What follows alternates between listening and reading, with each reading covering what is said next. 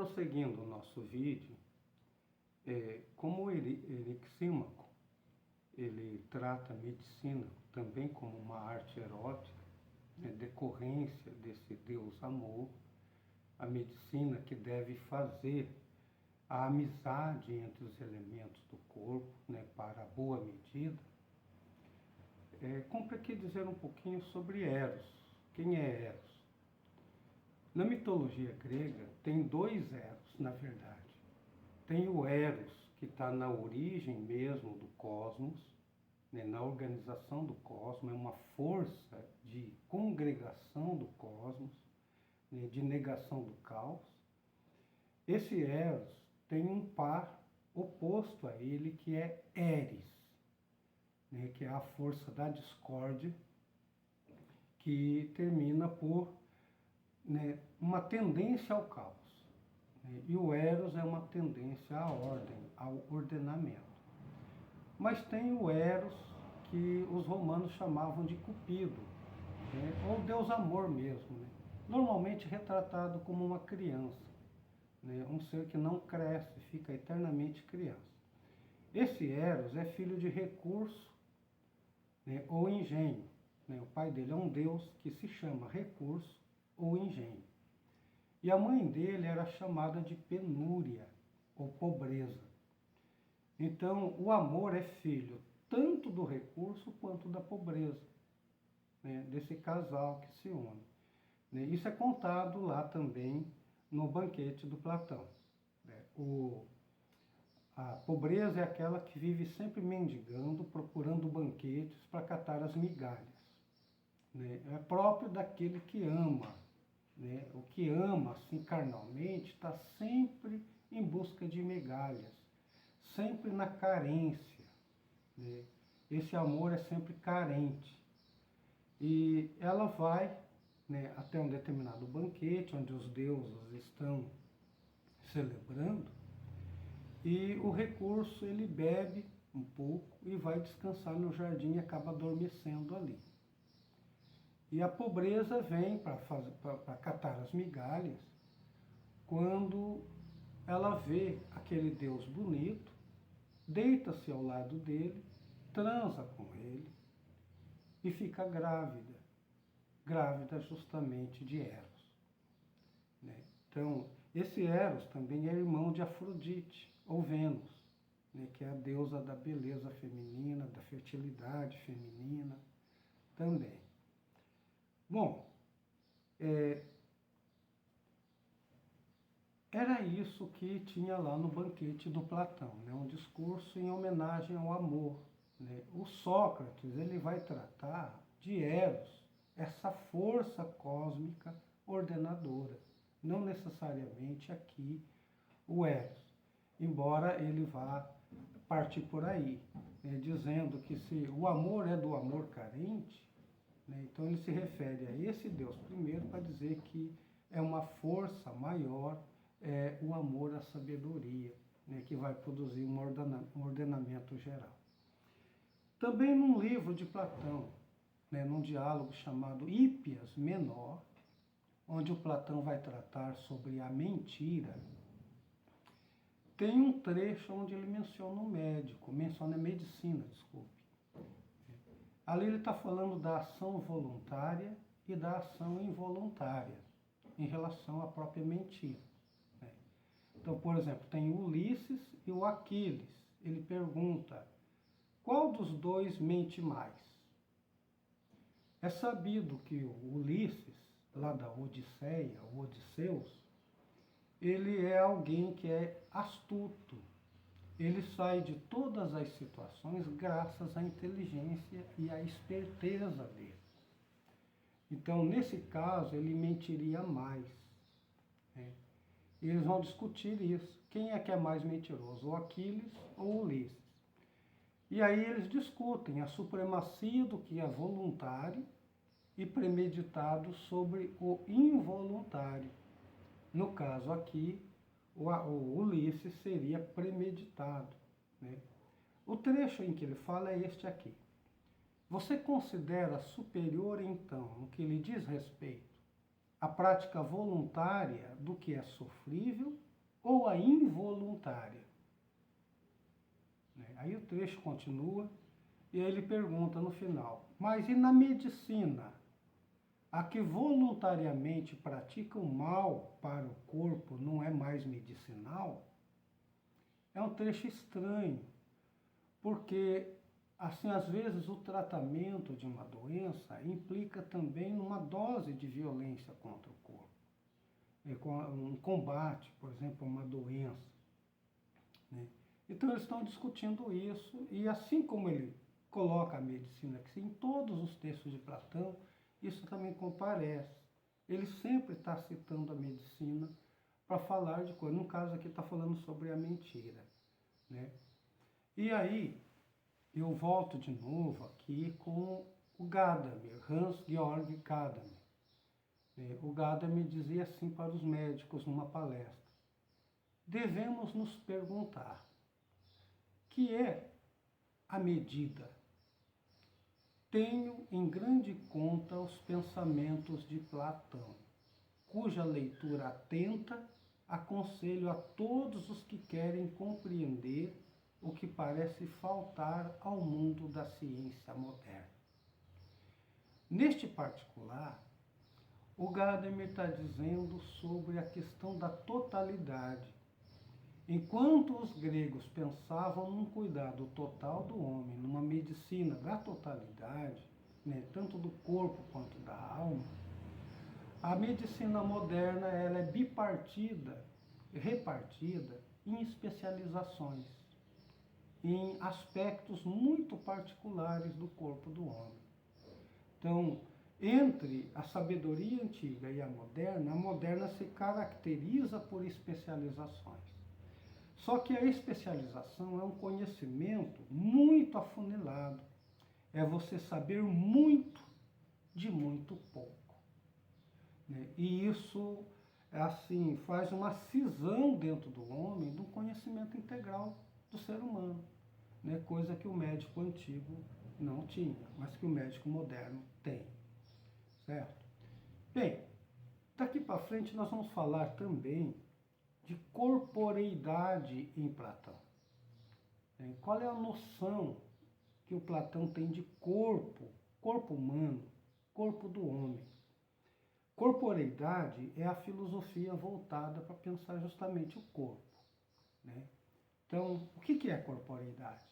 A reflexão que busca enxergar o corpo e verificar as consequências que ele sofre do que se pensou sobre o homem. Então, se a gente pensa que o homem é corpo e alma, obviamente vai ter um peso no corpo por conta do que a gente pensa também sobre a alma. Se a gente pensa que o homem é apenas uma substância material, o cuidado do homem também vai seguir esse rumo de mentalidade. Certo? Então, isso é corporeidade. Então, no caso de Platão, nós temos uma visão de corpo determinante da cultura ocidental. Determinante no sentido de que ele adota aquele dualismo psicofísico órfico de que o homem é alma e corpo. Tá?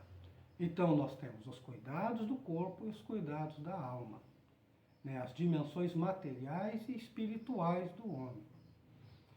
Para vocês terem uma ideia, tem um livro que foi organizado por Adalto Novaes aqui no Brasil, chamado O Homem-Máquina Hoje.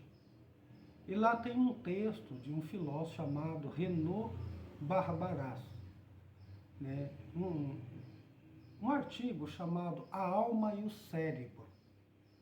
E ali ele está botando em questão se a alma é o cérebro, ou se o cérebro é a alma, ou se são duas coisas distintas. E ele escreve assim: a vida do homem, até a vida espiritual, depende de uma máquina, entre aspas, muito complexa. O organismo e, sobretudo, o cérebro. Mas, como homem, ele não é uma máquina, pois essa vida espiritual excede infinitamente somente o cérebro. Então, esse autor defende que a alma é algo mais do que o cérebro. Não é o cérebro, né? Embora a gente saiba bem hoje, pela neurologia, das funções que o cérebro tem no comando geral do corpo, né? A gente poderia dizer que a alma então está no cérebro? Não, a alma não está no cérebro, a alma está em cada célula do corpo humano. Então, até hoje é um mistério falar sobre alma. Muitos filósofos dedicaram a isso, Aristóteles, Platão, todos vão falar de alma, né? A alma é aquela que anima o corpo, né? Não é só o cérebro que vai fazer isso, né? Não é só o cérebro que coordena, segundo a opinião desse autor. Então, para vocês verem que as questões de Platão ainda são atuais. Lá no diálogo Fédon, né, o Sócrates vai falar da imortalidade da alma, né? O corpo, ele morre, né? Ele é tangido no final pela morte, né? A morte é uma fatalidade. E no caso, o corpo morre para sempre. Ele se transforma, ele vira pó de novo, vira chão, né? Vai se juntar aos elementos do solo. O corpo é destinado à ruína, e uma ruína irrecuperável, né? E nesse livro, o Platão ele coloca o Sócrates dizendo que o corpo funciona como uma prisão para a alma, né? O corpo é um lugar de exílio da alma. Então, nesse livro, se o Platão tivesse escrito só esse livro, a gente poderia dizer com todas as letras que Platão tem um desprezo pelo corpo. Mas isso não é verdade, porque não é a única obra dele. O fato é que ali, ao preferir a morte como libertação, como melhor para o homem, passa realmente a visão de que o corpo é um tropeço, de que o corpo é um mal necessário para que o homem exista, né? Então a morte é vista como libertação. E esse corpo então atrapalha a alma. Olha só o trecho, um trecho lá do Fédon, né? Sócrates falando com Símias. Aceitamos que a morte é alguma coisa? Sem dúvida, atalhou Símias. Que outra coisa, pois, senão a separação da alma e do corpo? E nesse caso, estar morto significa isto mesmo? Que o corpo, uma vez separada da alma, subsiste em si por si mesmo, a parte dela? Tal como a alma, uma vez separada do corpo, subsiste em si por si mesma, a parte dele? Ou será a morte algo diverso do que dizemos? Não, é isso mesmo, confirmou. Ora, veja lá, meu caro, se ainda nesse ponto a tua opinião coincide com a minha, pois só assim, creio, poderemos aprofundar o alvo das nossas indagações. Parece-me compatível com a condição de filósofo entregar-se toda a satisfação dos chamados prazeres, como seja a comida, a bebida e outros tais? Bem longe disso, Sócrates, exclamou Símias. E aos prazeres sensuais? De modo nenhum. E outros excessos concorrentes ao corpo, achas que o homem de que falamos lhes dará grande apreço? Fará, por exemplo, questão de possuir vestes e calçados suntuosos, de embelezar a sua pessoa com toda casta de adornos, ou relegá-los a pura e simplesmente na medida em que puder dispensá-los?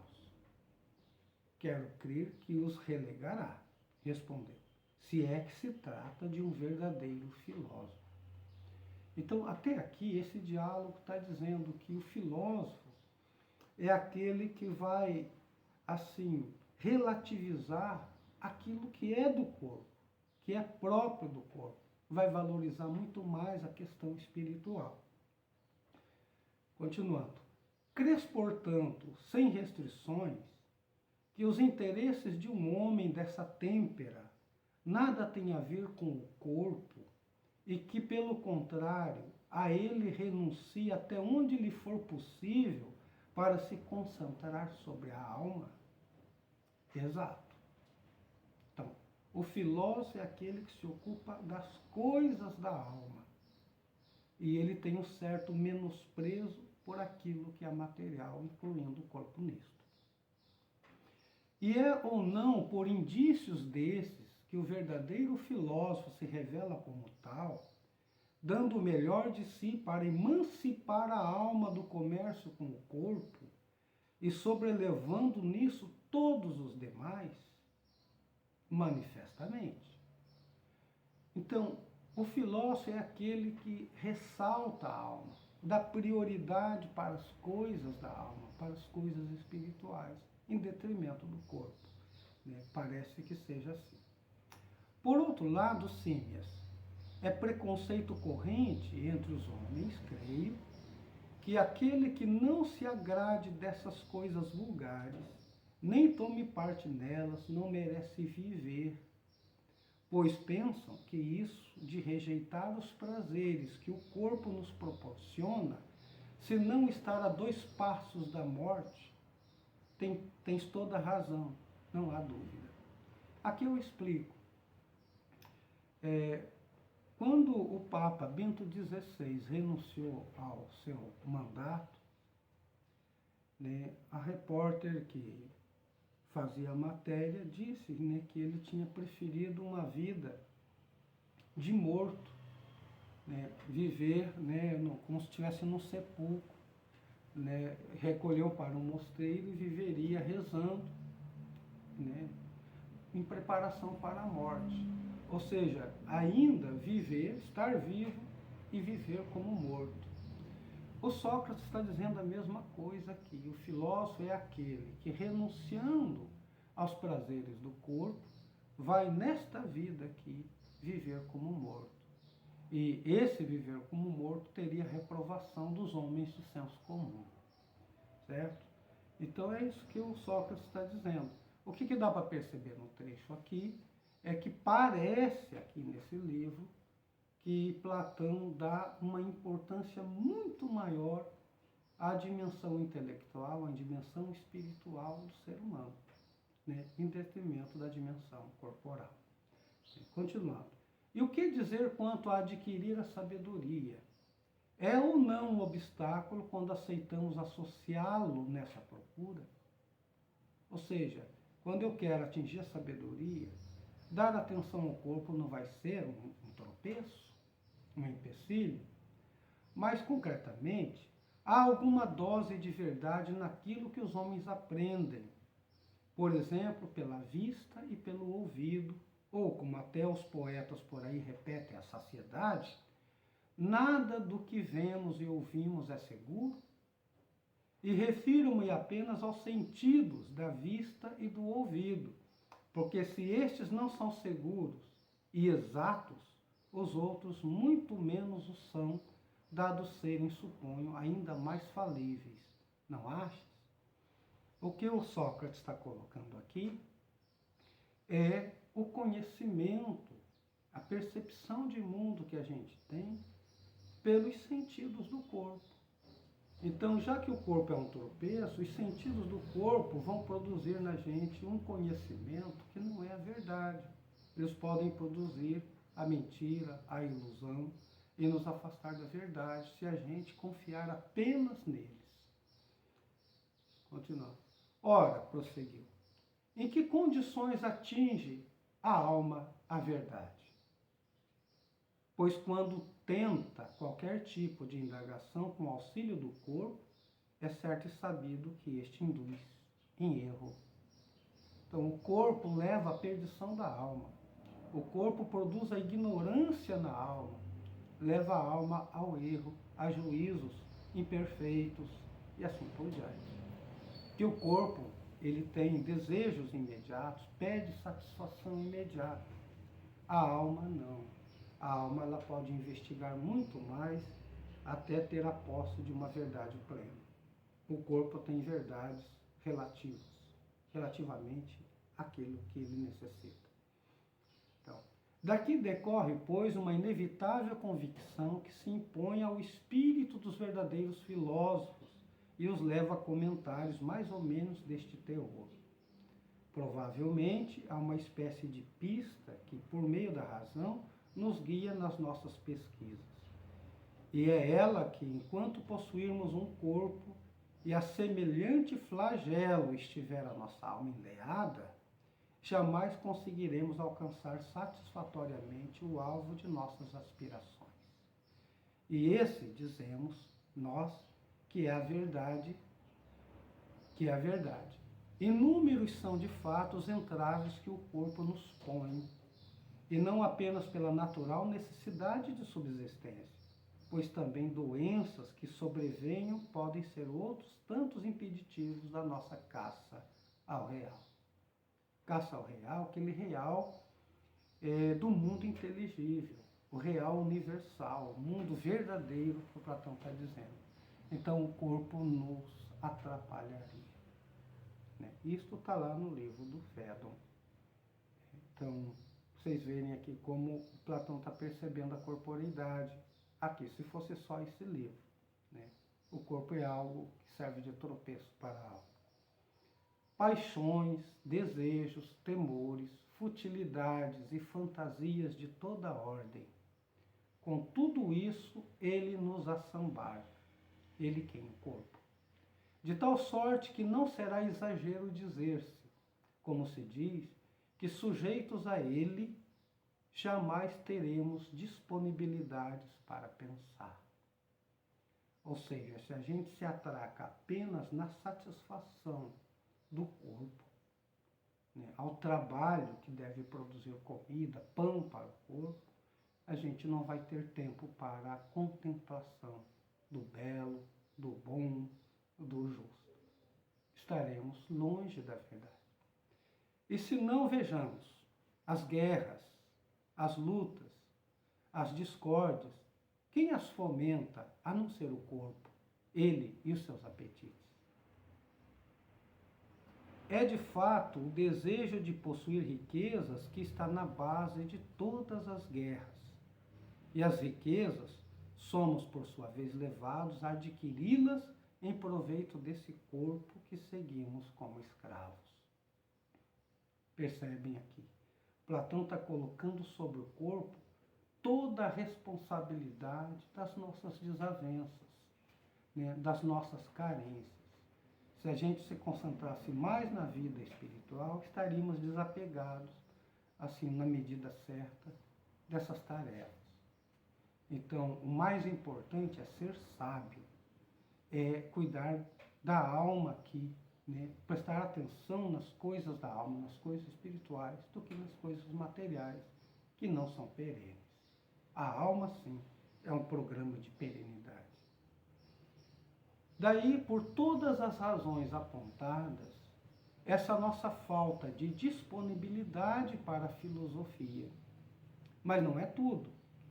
Se em algum momento o corpo nos dá tréguas e nos viramos para qualquer tipo de indagação, logo vemos os nossos esforços de todo baldados por um súbito temor, pela confusão que nos lança e nos torna inaptos para discernir a verdade. Então, acostumados que estamos ao ganhar a vida, ao cuidar do corpo, a gente perde a habilidade de cuidar das coisas da alma. Tá? É aquela dualidade que a gente fala de coisas temporais e coisas que são perenes, coisas que são eternas. A experiência mostra-nos efetivamente que para conhecermos com clareza um dado objeto, é indispensável que nos libertemos de nossa realidade física e observemos as coisas em si mesmas, pelo simples intermédio da alma. Aqui, o Platão está tratando, existe um mundo sensível, o mundo mesmo dos objetos físicos. Para buscar entendê-los, a gente precisa estar num outro mundo. Só que, apegados às coisas, pela percepção, a gente vai ficar aqui na caverna. A gente não vai poder sair fora e perceber até mesmo o que foi a caverna. Então, o corpo nos atrapalha, o corpo produz a ignorância na alma. Bom, E então, sim, ser-nos-á dado, ao que parece, alcançar o alvo das nossas aspirações. Essa sabedoria que nos dizemos amantes, de que nos dizemos amantes. Depois de morrermos, já não em vida, não já em vida, como a lógica do argumento pressupõe. Com efeito, se associados ao corpo, nada podemos conhecer com clareza, das duas uma. Ou tal aquisição da sabedoria não existe, ou apenas se concretiza após a morte, precisamente quando, e não antes, a alma existir em si e por si, independentemente do corpo. Então, o Sócrates está dando uma aula sobre a imortalidade da alma, antes de ele ser executado. Isso aqui é uma forma dele consolar os discípulos da sua própria morte, dizendo que ele, morto, sendo condenado, sendo morto, está na vantagem em relação a todos ali, porque ele vai ter em si, né, vai poder operar em si mesmo a libertação da alma. Essa alma que é perene, que vai atingir a verdade completamente quando ela estiver livre do corpo. Então, que as pessoas não façam luto por ele, né, que as pessoas não sintam, não chorem por ele, porque ele, enfim, vai encontrar a verdadeira felicidade. Lá, junto dos deuses, contemplando a verdade absoluta, face a face. Como um cristão que é salvo e vai ver Deus face a face. É isso que a gente tem aqui. E nesse caso, continuando, estaremos, ao que parece, tanto mais perto do verdadeiro saber durante a nossa existência terrena, quanto mais reduzirmos ao indispensável o contato e o comércio com ele. Então a gente deve cuidar do corpo, sim, mas naquilo que é indispensável, não permitindo que nos contamine e conservando-nos puros da sua